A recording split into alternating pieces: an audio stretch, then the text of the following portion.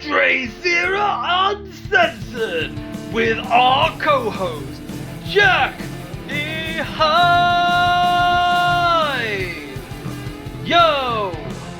Welcome to another episode of DrayZera Uncensored. Woohoo! And we're going to start off with a very special guest. To quote the very park-life band that is Blur, a uniquely styled performance that was atmospheric and powerfully thought-provoking. Here we have the effervescent, the thought-provoking, the inspiring Tahira Rahman. Yo! Well, that was a lot of energy there, I must say. That's the way I like to do my ting. So how are you today? I'm doing well, thank you. How are you? I am good in the hood in this very, where I am a slightly cloudy, overcast day, but what's new in Britain, eh? So yeah, let's just get straight into it. So for all those that don't know, Tahira Rahman is a poet and an outreach support worker in the mighty lands of Leeds. Not just the Leeds Rhinos or the or Headingley Stadium. No, not just Leeds United Football Club. No, Leeds is Tahira Rahman's land. You know what I'm saying? So yeah, and so tell me in this interesting bit. It says here that your mission is to inspire the world with poetry. Can you tell me more about that? Yes. So I basically write inspirational quotes as well and poetry snippets. So my goal is basically one day to spread all my poetry all over the world, so that people could read inspirational quotes, and even if that means that they connect to it, or they've learned something new, or they've had some self-reflection, or made a change, and it's just touched them, then Okay. I've basically gained value from this, and that makes me happy, and then that's my mission, really, to continue to do that. That's pretty cool. That's pretty cool because, like, obviously, inspiration comes from different kind of motivation. So, if we're going deeper into this inspiration, what makes you driven to inspire people? Is there anything from perhaps either your past or your kind of genetic makeup or what you believe within? What makes you really want to inspire people, in your opinion? I think it's just been brought up really as well, not just, but I think firstly, primarily it's been brought up as somebody who, quite a spiritual person and brought up around knowledge, learning and books. I think that set the foundation to this kind of the way I think really and the way I am. And then some life experiences which were a bit difficult, and I just, you gain wisdom from that. And then obviously writing's played a part in that, writing since a young age. And then forming it into inspirational words to help other people that perhaps need words to kind of help them figure something out or feel a little bit more motivated about life. That's actually fairly chill. Pardon me, sorry, but yeah, no, legit, that's actually pretty awesome. So you were saying you're writing for a very long while. So when did you start writing, and when did you start getting up on stage? So I actually started writing since I was 14. So I did start writing since I was a little girl, but never shared it publicly or anything until the end of 2018, which is not too long ago. Were you a bit shy then, basically? Were you like, nope, did you treat your writing as if it was a diary? Yeah, it was just like, I just never knew what anybody's going to think about the poem, because the only people I ever, briefly shared it was just family members, but never friends or never really online, nothing like that. So I just didn't know what to think. I didn't know what people would think. And yeah, it was nerve-wracking the first time reading a poem to a bunch of strangers. And whereabouts? So I'm assuming you performed in Leeds. Was that your first place that you performed at, or? It was actually, yeah. It was. It was at the Leeds 7 Arts Centre, and it was Matt Abbott's poetry night. Oh yeah, I know Matt Abbott. Yeah, I know Matt Abbott. Yeah, he's a cool guy. Yeah. And then so I was really shy, just kind of looking down at my poem and just reading it. But the feedback that I got from Matt Abbott himself, and then my friends and the people that were in the audience, it just gave me that boost to continue doing what I always wanted to do, which was to always publish my poetry. And and I just felt like I was at that stage of growth and finally making the promise with myself that I'd work on my dreams and of course help other people as well. And do you feel that with your family, was your family very supportive in what you wanted to do? Because I'll tell you from my end, my parents wanted me to work in computer science or work in business or finance. They would not want me at all to be some sort of mask wearing performing guy. Absolutely not. I always joke around saying that I've shamed my parents, which I deep down haven't. They're happy that I published a book, but do you feel that with your family and close circle? Do you feel that with them, you actually like you had a very strong support network in order to get where you are today? Yeah, I'm quite fortunate actually because we have valued education and and going to uni and things, which I have been to uni and I'm happy that I did do that. But in terms of my work and things, it's always just been what makes me happy, what makes me fulfilled, what makes me feel suited to what I'm doing really. So yeah. That's very fair. That's very fair. And I mean, at one point, my sister did want me to, she did sometimes. She was like, "Well, you've got a degree and you're doing a support worker job and all this stuff." And I was like, "Well, if I'm happy in this job, then that, if I'm happy with it, it doesn't matter about the money. I'm not bothered. If I'm happy, that's the main thing." So 100%. It took her a while for her to. Obviously, being an older sister as well, she was just trying to be caring, but what she didn't see the bigger picture that actually there's a lot of people who do earn a lot of money, but it's about managing your money and it's about being happy if they're not happy. So 100%. Now she's accepted it. So 100%. Like so a bit about me. So I used to work in the care industry for on and off for 5 years, and even though I've earned far more money than I do now, I think towards the end I kind of felt, even though I still care for people, I enjoy the aspect, but I felt that certain aspects of it and the way I wanted to go with my performing life, I felt that I had to make a decision. So I kind of like moved away from that industry, and then for 3 years. I actually left that job earlier this year. Actually, I had it in my notice 2 months before this whole this slight pandemic happened. This slight pandemic, yeah.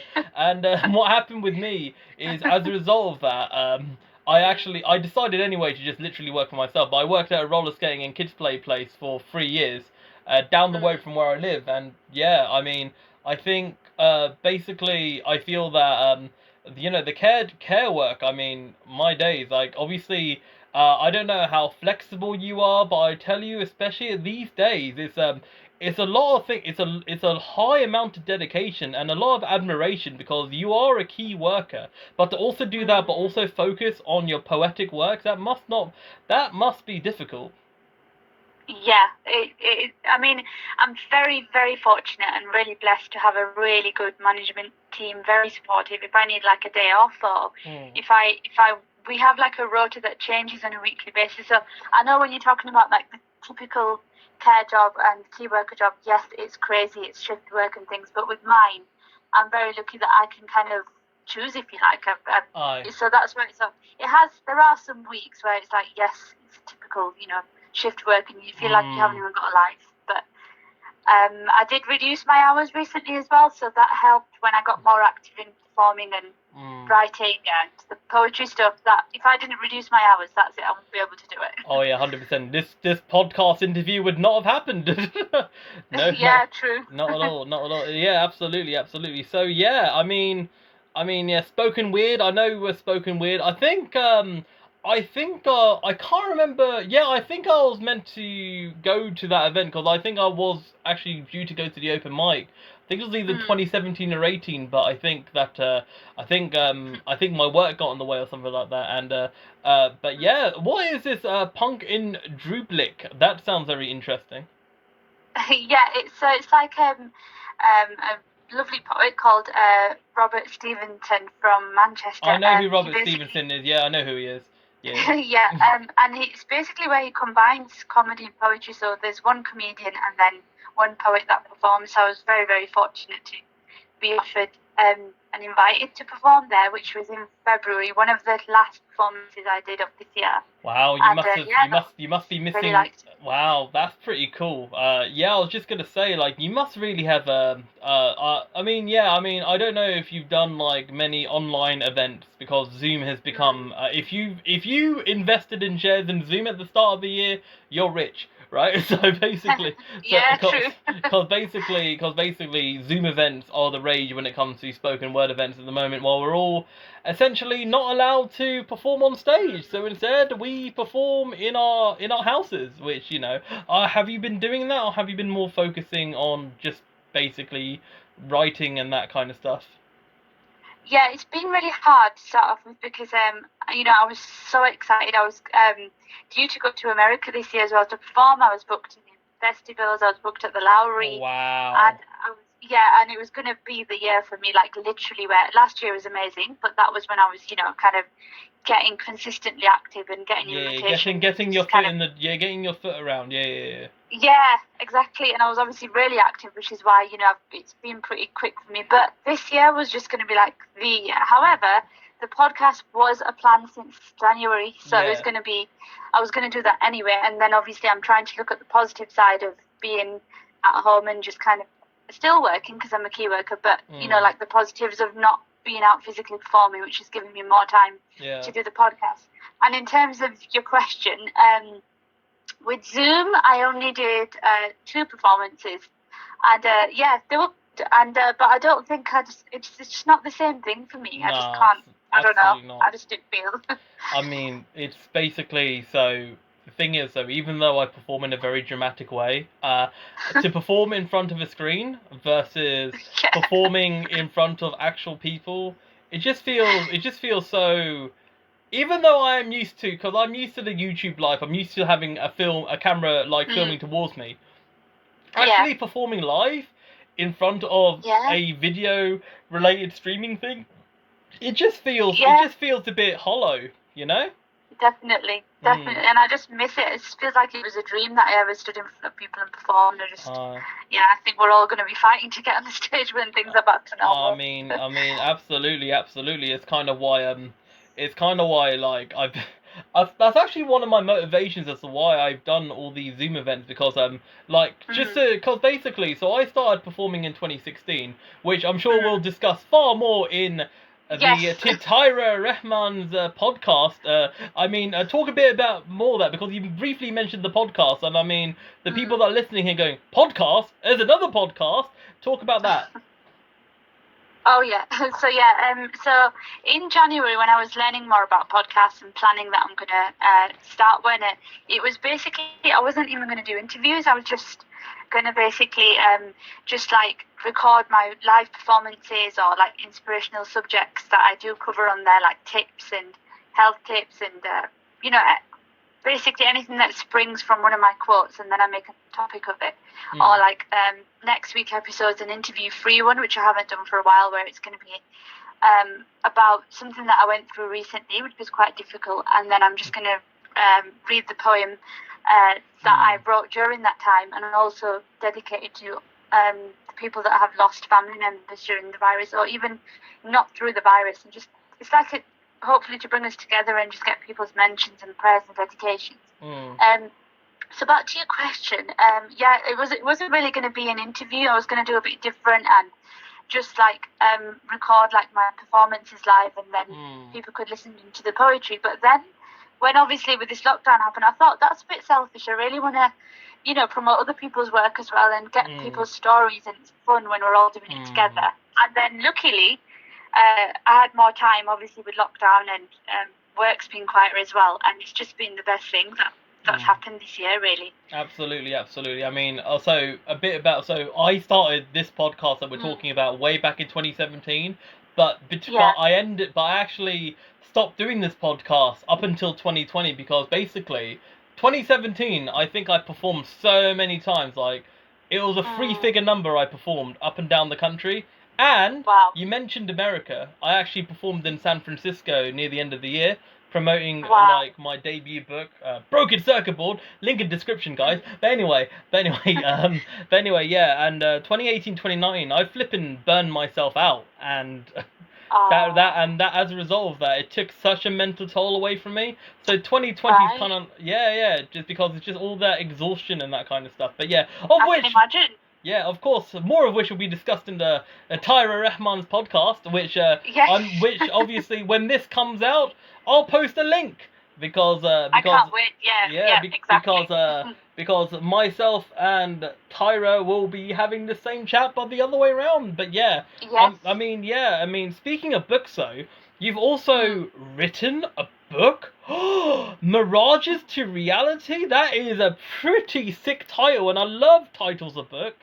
So tell me more about that. Yeah, so I've actually, the recent book that I did was in April, published in April, so there's 2 now. Whoa! So yes, Yeah. So you also have the inspirational quotes from the Journey of Reality. Yeah, I have it. I've done my research. I just wanted to like step in 1 and 2 steps. So yeah, talk about both your books and no, don't apologize. It's chilling it. Yeah. So talk about both your books and how that all came about and the processes of how you wrote it. Just give me the full cake essentially. Okay, so Mirages to Reality is basically about the journey of life, and it's a combination of poems written, like I said, 14 years ago or 11 years ago, 10 years ago, and then obviously more recent ones. And it's actually about the most important journey of my life, from fighting between mirages and reality, and then arriving to reality, which is supposed to be a mystery about whether I arrive or not, but that's pretty obvious. And then inspirational quotes from the journey of reality is like a carry-on journey from there, of the thought processes and quotes that were from my own personal development, but also to inspire others. And in Mirages to Reality, it's like a commentary as well between each poem, so it gives the reader like a journey that they're going through. And inspirational quotes to reality just has 1 poem, and it's more short, like quotes that were my thought processes of when I actually started reaching for my dreams and boarded, if you like, onto reality. Interesting. So you're saying that essentially these 2 books are kind of like sequels in a way. Kind of like, wow, Yeah. That's pretty cool. And here's a question. So obviously, I haven't got any of these books yet, but who knows? I might actually throw my money and be like, yes, I want these books. So here's a question to you. Question is, do you feel any developmental difference between book 1 and book 2? Because you mentioned that the first book featured poetry from over a decade ago. Would you say that your writing style has evolved? Has it like kind of like been added to? Like, how would you describe your writing style from first book to second book? That's a really good question. I'd say that there's a lot more positivity in the new book, because of okay. Yeah, a lot more like I don't know, knowledgeable, if you like got more knowledge, if you like. I see. That makes sense. I see what you mean. So I mean, I guess I can understand that because so I'm 30 right now, so I feel that when I was younger, I probably had a bit more of perhaps a chip on my shoulder, maybe like. Yeah, so I could probably imagine like I don't want to even talk about my very I might mention it in the podcast the other way around, my angsty poetry. I'm gonna get you to read it. Yeah. Oh man. Oh no. But yeah, it's just really fascinating how times evolve because I mean I think one thing that I think I don't know if you felt this, but from my earlier writing style to say where we are right now, I feel that I've learnt different writing styles because the thing is, when I used to write, I just wrote whatever I felt, even though that's not a bad thing, right? I still do the same, but I know what an acrostic poem is. I know what like this. Do you know what I mean? Like I think I wouldn't say the word formulaic. That sounds a bit too sanitized in some aspects, but I mean I kind of know. Like I kind of can. I would say that I can like speak out what I want to speak out in a far more detailed way, but in a concise way. Does that make sense to you? Yeah, it does make sense, definitely. That's a really good analysis of your own development, I guess, and writing as well. Do you feel that that could be extrapolated to you? Because remember, we are interviewing you! Yeah, well, I'm 1 year older than you, so I guess I can resonate with that. Woo! Woo! New decade, woo! Yeah. I guess, I don't know, I mean, with me, because when I do write a poem, basically, it's just, I don't really plan it unless I'm writing one for somebody else as well. Yeah. So it's more of, I guess with me, it's more of development in terms of being positive and more focused on directly inspiring people through the quotes with the second book, whereas with the first, it's about really digging into the negativity, because I believe you've got to acknowledge negativity in order for you to be positive. You can't ignore the tough time and everything, which I still continue to reflect and don't shy away from. So yeah. That's very fascinating. I mean, yeah. So it is really interesting because, like, the thing is that you've been published in various places such as Our Verse magazine, Soul Lit, and all that kind of stuff. And I mean, do you feel that where we are right now? Do you feel that right now? Do you feel that you're happy where you are, or do you feel like you want to keep doing more and more? Because you were mentioning that 2020 was where you were meant to go, to the Atlantic, the other side of the ocean, but we know that's going to happen. We know that's going to happen regardless, right? Because you know the sky is the limit, as they say. But would you say that after that, where do you see yourself in the future? Because you've had such a stellar career so far, and the way you market yourself is good. Your message is good. It's inspirational. You're ticking all the boxes. What more do you want to do? That's, again, a really good question.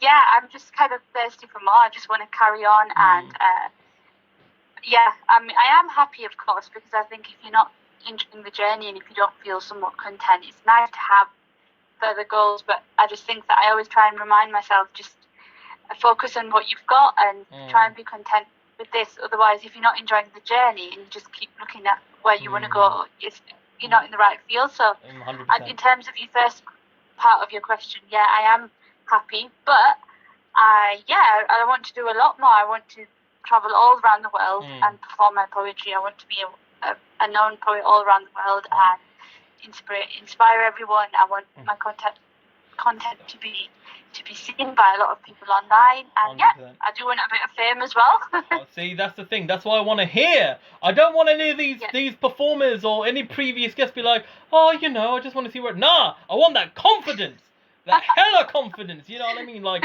yeah, you know what I mean. That's what I like to hear. I mean, I guess for me, like, I would say that. Well, we'll see on the other podcast what my opinions are for me. But all I could just say in regards to what you said is that those are very good goals, because I feel that it's very important to stay grounded, because something that I've learned over time is that I think, based on what you've learned and the little bits that we've talked about, what you're hinting towards is that sometimes you can perhaps get carried away. But I think what's important is, as you get older, you learn to appreciate what you have right now. And if you don't appreciate what you have now, I feel that you won't appreciate what you have moving forward, because you gotta have a base where you're like in a very happy place. But then, say you're like in the Bahamas or something, say you're like in a beautiful country, or Hawaii or whatever, you're beautiful serene seas. You want to like always get back to that happy place as a form of comfort, but you always want to venture out to different places to seek new adventures. Yeah. And I think that's the way I see performing, because I love traveling. Like, traveling is something that I love doing anyway. I mean, I've been to quite a few countries. I mean, if you ever see any of my content that includes my bedroom, it has stickers and walls and so many things I've done around the planet. And to which my disappointment of my parents for ruining the wall paint, but you know, it is what it is. It is what it is. But yeah, I mean, yeah, it seems to me that you're definitely very hungry for success, and I mean, and here's the thing, right? One thing I've learned is that age is nothing, and I mean, we're both in our early 30s, so we hopefully we still got a way to go. But in your case, I mean, like, there's so much to do, and the cool thing about poetry, I don't know if you agree with me, with poetry and spoken word, there's so much you can extrapolate it to. There's so many forms that you can move on to, which then becomes your proper art form. I don't know if you agree with that. Yeah, of course. That could be more right. Aye, and I mean, would you? So of course you've also got quoted from Blur. Like, have you actually? You've met them? Have they heard you? That's mad. Who? Sorry. Blur, Blur, the group. Like, so the quote that said a uniquely styled performance that was atmospheric and powerfully thought-provoking. The group Blur. Might be my accent. No, it's Blur the Lines in it. Oh, really? Oh my god, I actually got confused by, I'll keep it in. When my initial analogy at the start of the podcast, I actually got confused by the pop group in the 90s, because they were from the north. But I mean, literally, you say Blur. Oh, Blur, I get it now, because it was that's like... my next target now, to find out who these guys are and get a review from them. You see, the thing is, though, the way that it was formatted where I read it is Blur, and then the next line was the line. See what I mean? Oh, I get you. Yep. Blur the line. Oh, ha ha! I see what you did there. Aha! That's fair. That's fair. And I mean, yeah. I mean, it's legit pretty awesome that you're doing podcasts, you're doing poetry, you're keeping creative. And you know what? I'll tell you what. So, alright, two things you can do, because I think that we could talk for ages, but I know you are a busy ninja. I'll tell you what, you have the option to do one or either. You can either tell us all your social media, which will be on the description below anyway, or two, do the social media plug, and you can do a poem of your choice. Yep, sounds great. Second one. Alright, number 2. Alright, the floor is yours. Introducing Tahira Rahman. Thank you very much. So I'm going to read my old famous poem, if you like, Mirage, which is the opening poem to my book, Mirages to Reality. And the reason I'm choosing this one is because I think it gives a picture of what most of my writing's about, really, and my work. So it's called Mirage. Chasing mirage like a fool, but it's too cool for my hands to stay away. It's too sweet, almost like a treat, once in a while. But when the sun goes down, there is only darkness, darker than my eyes when they are closed, darker than a secret that's not exposed. I taste the sweetness of the past, except, is it real? Will I fail again to see the reality? I taste the bitterness of the past, how surreal. Am I entering into insanity? Am I naive for taking you to the heights I do? Without closing my eyes, I dream about you. I dream of greenery reaching the stars. I dream of it coming true. No more broken memories. No, more scars. But the lessons I thought I learned have become like the full moon that comes out once or twice and disappears by the end of the night. The mind is like crossed pathways giving way to every thought, yet it glides together like never-ending congestion. There are no empty spaces in between or ends to the road, just continuous rocky hills that never seem to end. And here I am, standing in the waterless desert, right in the middle, without you. Woo! Yeah! Whoop whoop! That was pretty good. Thank you. That was awesome. That's awesome. I mean, of course it's good. It's in your book. 100%. So tell us all the social media details, and including how are we going to get your hands on Lee books?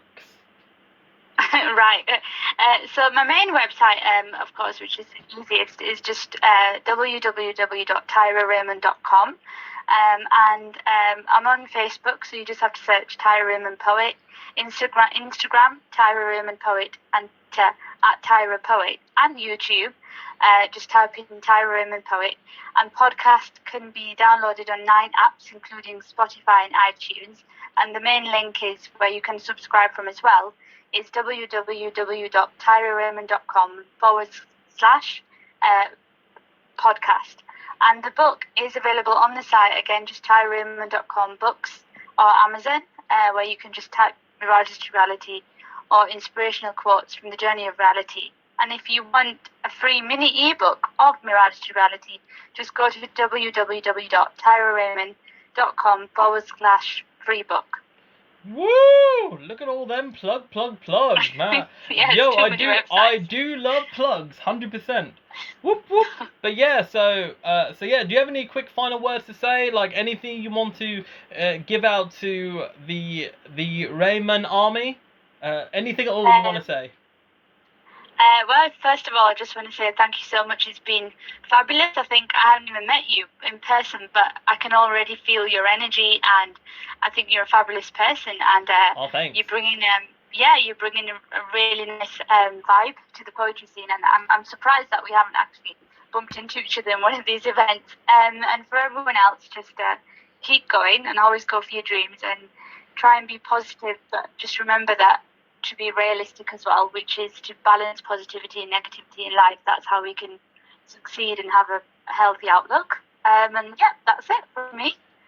Awesome stuff. Well, thank you very much, Tahira Rahman, for the amazing words. And of course, if you want to hear the other way around, the link will be in description. Yes. Yes, indeed. For my name is DrayZera, and this has been another episode of DrayZera Uncensored. And after the break, we'll be chatting to Jackie Hyde about mythology. Yo, yo, yo. So this has been DrayZera, and this has been Tahira Rahman. You're meant to say something. Thank you. Woo! There we go. And we shall Zera later. Tune in after the break. Top of the world! Professional wrestler Jack E. Hyde. How are we doing, man? Yo, yo, yo. What is up in the... what rhymes with up? What is up in the snuck? Oh, man. I was thinking about, like, you could What have is done... up in the cup? Yeah! Oh, this cup. Yeah, Yeah. Yeah! Man, that's by far the coolest intro we've both ever done. Definitely. But, yeah, so, legit speaking... Hit right with a youth. So in today's episode, we'll be talking about mythical creatures and like stuff like potential like creatures in history or folklore. If they talk about the validity of them in that. So one thing I was thinking of is, so what's your thoughts on a Loch Ness monster? I don't really know. I haven't really seen much about the Loch Ness monster, considering that's like something I'd probably be into. I don't know. I remember seeing pictures of it when I was like younger. I'm just wondering like the validity of it. Do you know what I mean? Because like, so the Loch Ness monster is somewhere in Scotland. I'm assuming around Loch Ness, and I'm like, you know what I mean? And I'm like, well, where is it? Do you know what I mean? If that makes sense, you know? Just a weird thing in my opinion. You know what I'm saying? It's like, you know? So, is it supposed to be like a monster, or is it supposed to be like a fish, or... Let me research. So, while we're looking at this Loch Ness monster... Okay, Loch Ness monster. So, there was a film in 1996 called The Loch Ness Monster. So, okay, so... Oh, wow. This Loch Ness monster literally looks like this big dinosaur-looking shape that looks a bit like, but looks a bit like a goose from the water, in a way. Yeah, so, right, so basically, the Loch Ness Monster, or Nessie, is a cryptid in cryptozoology and Scottish folklore that is said to inhabit Loch Ness in the Scottish Highland. It is often described as large, long neck with one or more humps protruding with the water. Interesting. Whoa. And it was first... Did you see the fucking, what was it called? Did you see the mermaid video I sent you not long ago? Oh, yeah. I loosely remember that, yeah. Yeah, do you think that was real? That's mad. I don't know how they would have been able to get out that deep to be able to do that if it was, like, fixed. Because that would, like, crushed your lungs and shit. Yeah, because, like, the pressure in the lungs in underwater, you know what I mean? Like, that would have, like... Yeah, because the thing is, with scuba divers, they breathe with the oxygen in the air. But the thing is, even scuba divers, they can't go too deep because of the pressure on the lungs, do you know what I mean? Yeah, you get the bends as well, don't you? This is mad, 100% MAD-TING, man. I'm thinking about, you know? Yeah, it's like proper like, like what do we think about this kind of thing? You know, it's like, you know? But yeah, it's like, What about Medusa? Oh, Medusa. So Yeah. Medusa is Medusa Greek mythology? I'm pretty sure it's Greek mythology, Yeah. or is it Roman? Greek mythology is some wild cool shit. That is some Greek mythology, and oh my god, that reminds me. So a previous guest we've had, Becca, basically, she has a load of shit to talk about, a load of stuff to talk about Greek mythology, to the point that I think we should have that in a much future episode. Do you know what I mean? But we're talking. One question for you to do with Medusa. Say that again. I've got one question to do with you to do with Medusa. Okay, go on. You know all their hair was snakes? Yeah. Was it pubic hair snakes? Oh my god, bro! Ah! Oh, no! Sorry. Bro, look, here's the thing. I don't care. I'm chill with pews, but... I lift up her armpit and it's like snakes. Oh my days. Ah! Like, I don't care about hair and body, but if you... Snake trail. Oh my days, this is turning mad. This is turning mad. Just to say, I do not agree with any of these opinions that Jackie Hyde say. All the theories behind it. I'm like, And anyone who really loves Medusa or have literally thrown up off their lunch, it's like, oh my days. Oh my days. It's totally mad. Like, oh my days. Like, my god. Now watch the next movie, Abbott. Oh my god, bro. That's like, but nah, seriously though, on a real thing, I'll say this, like, I think the idea of Medusa, as soon as you look at Medusa, it turns to stone. That's like pretty mad. Do you know what I mean? Yeah. That is proper mad. Like, what? You know what I mean? Like, yeah. Like, Can't you just not look at her? What if you're blind? Yeah, exactly. You just defeat. Oh, that's what you need. A What's blind. that guy called? It's in the Book of Eli. No, what's the Book of Eli? Oh, I've ruined it already. Don't worry about it. No, fair enough. Spoiler alert. Sorry. No spoilers. Sorry. Yep. Yeah. But no, seriously though, I'm thinking to myself, wait. Yo, we can get that Lewis Yeah, Braille watch guy. Book of Eli and just forget everything I said. Okay. Yeah. Definitely worth it. That's like Mad Max, but it's got fucking what's his name? Mad Max. Wait, I'm gonna have to look it up. We'll have to look it up. But yeah, so we've That's got a few people in. So they got Medusa. We've got Loch Ness Monster. What about So, question: is Bigfoot and the Yeti the same thing, or are they different things? Right, the cast of Book of Eli, yeah? That's Denzel Washington. Yeah. He's the main character. Yeah. You got Mila Kunis, who's Meg out of Family Guy. Gary Oldman's the bad guy. And I don't know who anyone else is. I think didn't Mila Kunis, wasn't she in Transformers? I'm pretty sure she was. Can't remember. I can't remember. But no, I was just gonna say, like, so question, so you know, like Bigfoot and the Yeti, are they the same thing, or are they two completely different things? I think Yeti's more like to do with snow, isn't it? And then Bigfoot's more of a woods kind of thing. Okay. I don't know. Alright, so like, just imagine like this Bigfoot guy's like, you know, doing his thing, you know what I'm saying? Like, what? Yeah, I mean, like, oh my days, like, you know? She didn't really know something that could exist. I don't know. Say that again. Good handle by now, though. I mean, yeah, that's a thought. Like, you would think, because Bigfoot can't hide that well, because he's big ass, you know? Say that again. You'd have found the skeletons of him. You think he's dead? Yeah, I thought if they did exist, you'd find the skeletons of them, like, just in the woods and shit everywhere. To be fair, if we're looking into archaeology and stuff, it wasn't until years later that people discovered the ancient scripts that are linked to the Anunnaki, you know what I mean? So, yeah. You never know. Do you think you'd just stumble across a giant skeleton there in the woods? Oh my god, that sounds absolute mad thing, you know what I mean? Like, oh my god, you know? Like, I'll be like, oh, he's like 10 foot tall. and like, can you imagine, like, one of his, like, his rib bones would be, like, bigger than your body.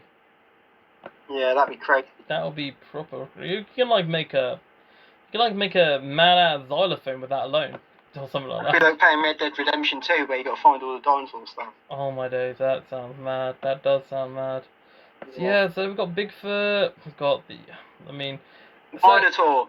The Minotaur. Oh, yeah. Greek mythology as well. Yeah. Every time I see that, though, I think of Your Highness. Yeah, I get you. Yeah. Yeah, like, yeah, that Minotaur, he's a mad guy, you know? Like, he, like... Cut his dick off and wear it as a necklace. Wow, we really hit into, like, mad-ting profanity in this, man. But jokes aside, like, it's You've seen Your Highness, haven't you? So, say that again? Have you seen the movie called Your Highness? I think I did, but it was ages ago. They cut the Minotaur's dick off and then he wears it like as a necklace. Wow. When was this? When did this come out? It must have been years ago. Yeah, this must be like 2010-ish. Yeah, because like something tells me I've seen it, but it's been so long. Do you know what I mean? Like, well, I say so long. I can't remember who's even in it. That's like all like James Franco and them kind of people in it. Like them guys. I mean, yeah, it's like them guys. Yeah, that's a fair point. Like, oh my days, like, you know what I mean? Like, what? Yeah, because like, oh man, it's just really mad about this whole because the thing is that the question is, right? Do you think that these mythological creatures, do you think they come from story, or do you think there's like validity to them? Because like the thing is, we talked about Anunnaki episodes ago. We can use that as a perfect example. They were like known as like story behind the Minotaur. No. What was the story behind the Minotaur? I can't remember what it is exactly, but I think that's something to do with. That's like linked with right there. I swear that was like born. That's like the son of a god or whatever the fuck. One of them things. Yeah. Okay. That's a mad thing. Like, absolutely mad. Right. That's mad. I'll have a look into the Minotaur, because I know like the Minotaur is like half bull, half human, isn't he? Yeah. Something like that. Or half horse? Is it half horse or half bull? I can't remember. I think it's half. Oh. Half bull. Alright, see ya. Yeah. I see, man. Yo, like, it's proper, like, to be fair also, I'll say this, I also feel like it could be a bit trippy as well, do you know what I mean? Like, thinking about all this kind of stuff, because here's the thing, this is something interesting, all these mythological tales, where's all the modern mythological stuff, do you know what I mean? Like, where's all I read some of this and I can't say none of these names at all. What's this? Some of these names in like Greek mythology are mental. Oh, bro, I think what we need to do, 100%, because I was chatting to Becca about Greek mythology, and she told me, and for all those that don't know, Becca is somebody that's been a guest on here before, but yeah, off camera, Becca has said that she really loves Greek mythology, and she knows so much about it, so basically, 100%, what we need to do, future episode, I don't know when it'll probably be ages from now, but it will come out. We'll talk in detail about Greek mythology, because I'll tell you what, she knows how to pronounce some MAD-TING words, man. Oh shit. Like as in puts me to shame, put it that way. Yeah. Yeah, for real. Say that again? Yeah, I'm terrible at that. Yeah. I'm terrible at even words I can't like. And there's those like P's and H's and that, and it's like yeah, like alright, so Godzilla. Where did Godzilla come from? Is that like Godzilla like a movie? Yeah. Alright, hold on. So Godzilla interesting. Godzilla is actually derived from a word called Gojira. The character's name in Japan is a portmanteau of gorilla and Kujira. Kujira is the Japanese word for whale. Okay. Gorilla. Yeah. Interesting. Interesting. like, did they depict Godzilla as? Is Godzilla based on a mythical creature? Let's have a look. I don't know. I'd say it's more like movie. Ah. I don't know. Yeah. So let me just reword. Godzilla was a creature based on the nuclear war between Japan and America, the one that involved Pearl Harbor. The present shows the carelessness of humanity when they play God. Godzilla based on a dragon is a big misconception because he was a fire-breathing monster that resembles a dragon. I see. Okay, so this is probably one of the more modern versions of what mythological, but I don't think, like, obviously this is less kind of, I would say, factual, if that makes sense. This is more manufactured. Yeah, that is definitely like kind of go, you know what I mean? But yeah, like, man. So, like, here's the thing. It does make you wonder, because Godzilla is one of the more recent examples of something, and I wonder, like, centuries from now, like, I don't know, like, Jackie Hyde, the 5th or 6th, like, you know, mini Jackie Hyde of, like, centuries later goes, oh, man, you know that great mythological history of Godzilla? Do you know what I mean? Yeah. Like, oh, man, that Godzilla, oh, man, always seems to trounce around Japan or something. Do you know what I mean? Do you reckon they'll ever do, like, Godzilla Battle to Cloverfield or anything like that? Godzilla what? Did you ever see Cloverfield? Oh, yes, I have, but it's been so long. Remind me what happened. Is that the one where... No, that's the film where they use, like, they filmed as if they were using handy cams all the time, wasn't it? Yeah. Yeah. Yeah, in the cinema to see that, and everyone was sitting there with motion sick. Were you motion sick? A little bit. But you're like, nah, man, I'm chill. Yeah. You're like, oh, this is all chill. Run from monsters every day, it's nothing new to me. I get, yeah, you do make masks, like, yeah, like, exactly. yeah, it's like, yeah, faux show. But yeah, like, so tell me then, man. So to conclude, basically, the whole mythological monsters kind of thing, because basically, we've had Tahira Rahman's discussion, Tahira Rahman's chat already. So yeah, just conclude what you think about mythological creatures. I think it's interesting. That'd be cool to know more stuff about it. I think this would be cool if this is like an introduction into it, and then we've got the one with Becky. Yeah, Becca. Yeah. I think that's a good idea. I think we can just touch it. It's kind of like when we did the parallel universe episode, and then we talked briefly about it, and then we talked about it in more details. Yeah, you know what? I'm down with that. Yeah. So research. Yeah, we can. Well, I mean, yeah. I mean, I don't know if I'm gonna write the same amount of pages as Anunnaki. You're writing nothing. Sorry? I'm gonna write nothing. Yeah, you're gonna write flipping nothing. Like, oh my day. So for all those that don't know, right? So before we did the Anunnaki episode, I wrote like 8 pages of notes, and Jack showed me, yeah, I wrote nothing, because he basically used memories of when he was like much younger, because he was the one that brought up the subject. But yeah. So anyway, guys, we have reached the end of the DrayZera Uncensored podcast. I hope you enjoyed it. I'm sure we'll talk about mythology in a more detailed context. So yes, Jackie Hyde, where can they find you on social media? Facebook. Man, you know, one day, yeah, I swear Instagram needs to sort their stuff out, man. Like, why? Like, I haven't even tried still. Have you not even tried? No. I mean, legit, man. I think one day you should. Not my main priority in my life. What is your main priority in life? Making masks and wrestling. I mean, as we're recording this, maybe by the time this comes out, you'll be wrestling again. But it's basically making masks, yeah. Yeah. Oh man, it's a mad thing. Right, guys, then this is DrayZera Uncensored. If you enjoyed this video, feel free to like, share, and subscribe on this video, this channel, all that kind of stuff. DrayZera channel, whatever. Yeah, do your thing in it. And so this has been DrayZera, and this has been what? That's Jackie Hyde! Yeah. And we shall see you later. Goodbye! Peace out, yo.